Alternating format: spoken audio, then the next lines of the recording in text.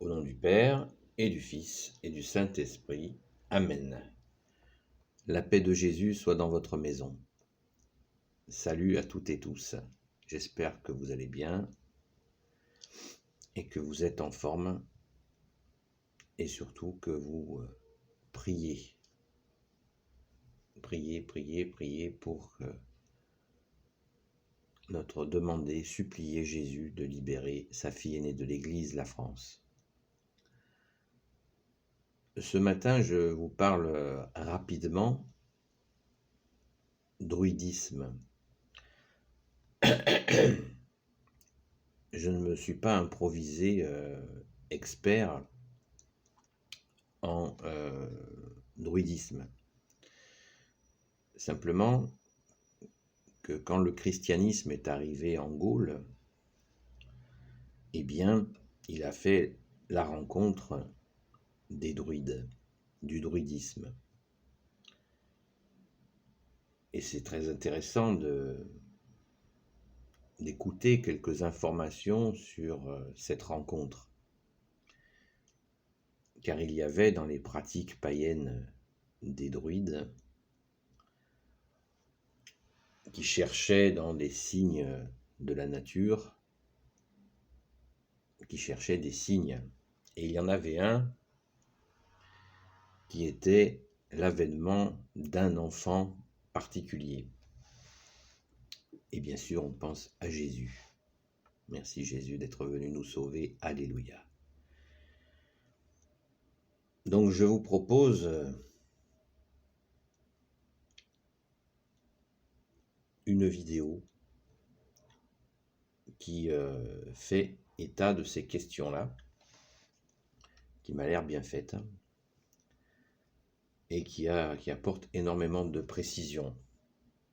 Moi, je ne suis pas historien, je ne suis pas enseignant, enfin, vous connaissez ma chanson. Je ne suis pas curé, je ne suis pas exégète, je ne suis pas conseiller spirituel, voilà.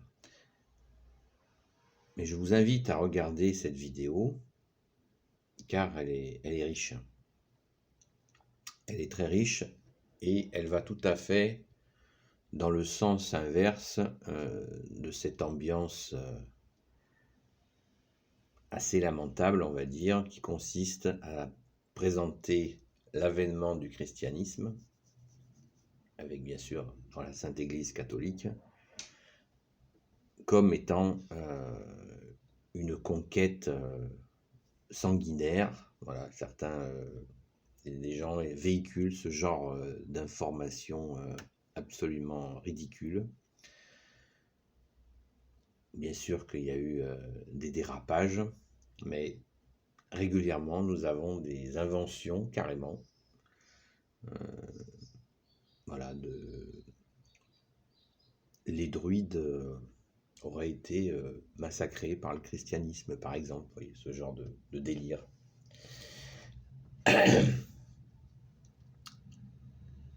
Et puis il y a des confusions à certaines époques, par exemple au moment du catharisme.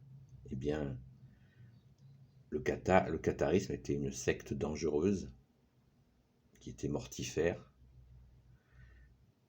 et qui était très très dangereuse, surtout pour les enfants. Et l'Église a fait ce qu'il faut pour qu'elle soit stoppée, après moult demandes d'arrêter cette pratique mortifère. Certains ont entendu, d'autres non, et à un moment donné, l'Église a demandé que ça soit un arrêt net, car c'était vraiment un danger, y compris physique. Voilà. Alors que la mode, c'est de présenter le catharisme comme encore une victime de l'Église catholique, vous voyez. En fait, les choses sont inversées, c'est assez facile à comprendre. Là où l'Église a fait du bien, le mal entraîne des esprits un peu faibles à croire que en fait c'est l'inverse. Excusez-moi. C'est juste lamentable, quoi. Même chose avec les Templiers, les croisades, etc., etc. J'ai déjà abordé ces sujets dans des vidéos, mais là, pas sur justement la question des druides. C'est intéressant parce que les druides, en deux mots, hein, ils avaient c'était en fait des sages. C'était des sages, c'était pas juste des panoramix qui cueillaient du gui et qui faisaient de la potion magique. Et ils avaient une véritable fonction de juge. Donc c'était pas juste des joyaux lurons qui se baladaient dans la nature à cueillir des, des herbes pour soigner les gens. Ça, ils le faisaient, c'est sûr. Mais ils avaient une fonction bien au-delà de ça, ils réglaient les conflits entre tribus, parce qu'entre Gaulois, ça castagnait pas mal. C'est d'ailleurs pas mal le cas encore, hélas. Donc, ils avaient voilà, ils jugeaient qui a tort, qui a raison, parce qu'ils étaient reconnus comme des sages et ils étaient assez proches de la philosophie grecque, qui d'ailleurs a, comme le druidisme, absorbé d'une façon magnifique la chrétienté catholique. C'est d'ailleurs ce qui s'est appelé dans l'Église la scolastique. Quand l'Église a accueilli la philosophie grecque dans sa réflexion, eh bien, ça s'est appelé la scolastique, ce qui veut dire donc cette rencontre entre l'Église catholique et la philosophie grecque. Il y en a une, bien sûr, dans ces deux aspects, il y en a un qui est supérieur à l'autre, bien entendu. La révélation de notre Seigneur Jésus passe avant tout. C'est très bien de la philosophie, ça peut être intéressant pour ceux que ça intéresse, mais la révélation de notre Seigneur Jésus